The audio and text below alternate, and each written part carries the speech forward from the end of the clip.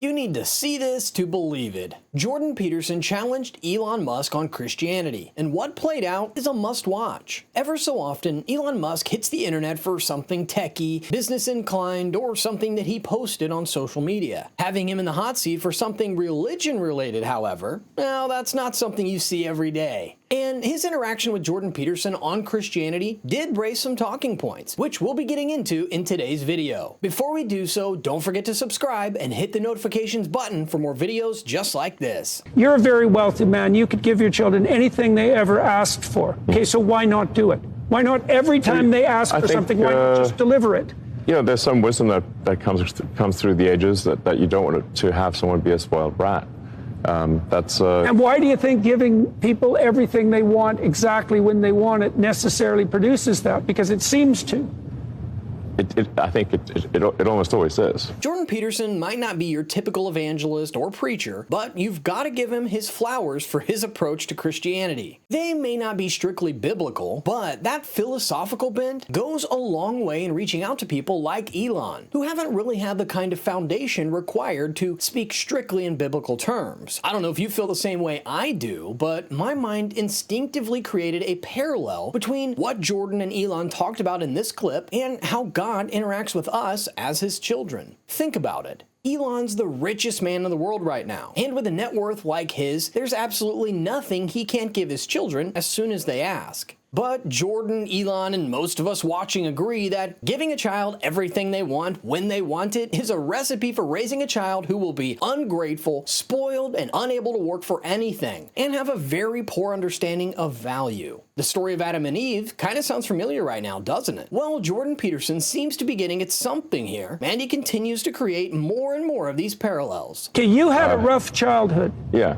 Yeah, like rough and tumble, rough childhood. Plenty of fights, and a father who was a difficult creature to contend with. Okay, what did that do for you? Why aren't you bitter about that? Because that's a pathway that people take. I think that there are one can take, and often people do take, the path of vengeance. Yeah, that's for sure. Yeah. And justify it by recourse to the reality of their own suffering, exactly. Which is often intense, right? Yeah, yeah. So the story of Job, one of the things I concluded from the story of Job, because it's a precursor to the crucifixion story. So Job makes two decisions. The first decision is that no matter how terrible things become for him, he will not lose faith in himself. Mm-hmm. And the second is no matter what horrors are visited on him by Satan himself, he will not lose faith in the, what would you say, in the spirit that gave rise to the cosmic order. Right? No matter what. Well, so, you know, while I'm not a particularly religious person, I do believe that the teachings of Jesus are good. Wow. You saw that too, right? I mean, to tell you the truth, I wouldn't believe it if anyone told me Elon said those words. Hearing him say them tells me more about the subtleties of God's ways, and that no one is ever truly beyond his reach. But there are some of you who'd think that such a response was expected. And I mean, you're right. He agreed with the first and second analogy, and these are experiences that captured the teachings and the life of Jesus. How could he possibly disagree? I mean, I get that most people would be angry because God doesn't give them what they want, how they want it, and when they want it. But Elon clearly sees the bigger picture here, and he knows there's more than one way to go from there. Of course, God's decision not to make everything easy for us exposes us to a lot of trials and hard work. But there's never only one option. You can choose to not lose faith in yourself and in God. To this effect, Galatians 6:9 says, "And let us not grow weary in well-doing, for in due season we shall reap, if we do not lose heart." There's tremendous wisdom in turn the other cheek. And for a while there, when I was saying, I thought, well, that's really a weak thing. Yeah, to do. It can be. If someone, and with respect to bullies at school, I think you shouldn't turn the other cheek. You should punch them on the nose, and then thereafter make peace with them. But they need to stop bullying you, and a punch in the nose will stop that, and then thereafter, you know, make peace. Anyway, so why not bitterness? This notion of forgiveness is important. I think it's essential because if you don't forgive, then as I forget who said it, but an eye for an eye makes everyone blind. There are anthropological speculations that we were caught in a 350,000-year cycle of not getting anywhere after modern human beings emerged precisely because of that. Yeah, so I'm actually a big believer in the principles of Christianity. I think they're very good. So in what sense then are you not religious? Dawkins just came out 3 weeks ago or thereabouts and announced that he was a cultural Christian, right? And so the question... Right, I would say I'm probably a cultural Christian. Okay, so... I was brought up as an Anglican and I was baptized. And although, oddly enough, my parents also simultaneously sent me to a Jewish nursery school. So it was Jesus our Lord. Well, the Jews have a reputation for being religious too, Yeah, no, I might have been the only non-Jewish kid at the school. I didn't even realize that was the thing. So that is my upbringing. So when Dawkins announced he was a cultural Christian, the question that came to my mind right away was, okay, there's a bunch of things going on there. The first is Dawkins' proclamation or admission that if you compared different societies and their axiomatic suppositions, he would prefer the ones predicated on Christian axiomatic assumptions. I do think those are good ones.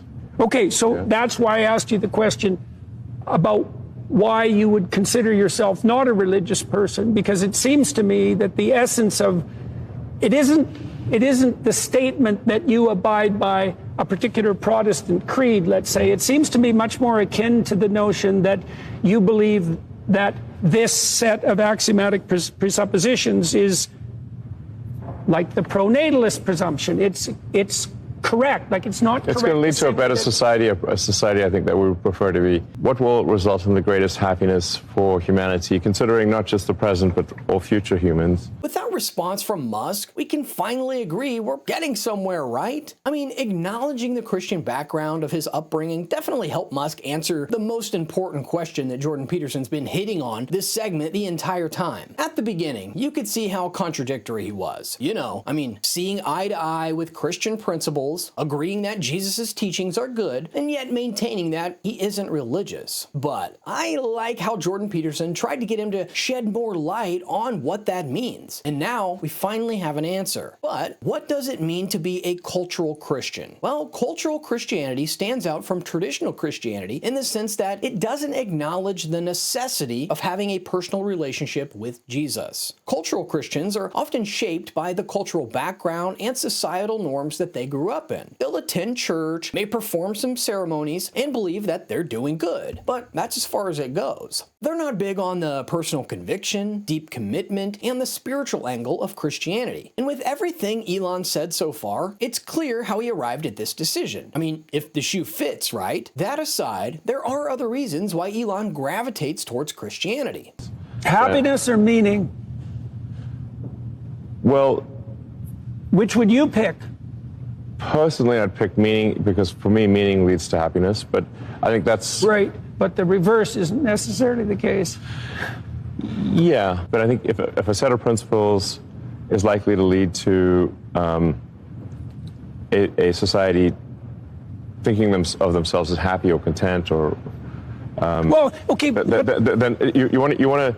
Then principles that lead to the most amount of happiness over time, not just the present. That iteration element's important. Yeah, because you have to consider the happiness of future humans as well. I think that's where the ethos actually develops, is that it's a consequence of iterated games. Sure. And it looks to me, given what you've already told me about the way that you resolved your existential crisis, is that you consistently pick that's adventure reward fundamentally over contentment. Now, you like your kids and you're content with them, I presume, when you're playing, but the way that you found meaning in your life is not through contentment, it's through adventure. That seems to me the case.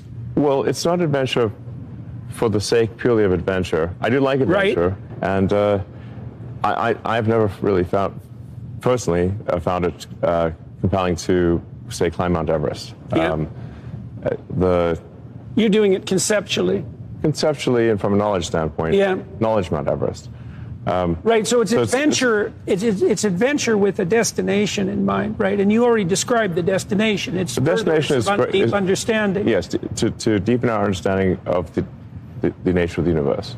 I guess could call it a religion. I wouldn't be upset about that. That is my religion, for lack of a better way to describe it. Is really, it's the religion of curiosity, the religion of greater enlightenment. And then if you follow that, so like that's the goal, then what falls out of that goal?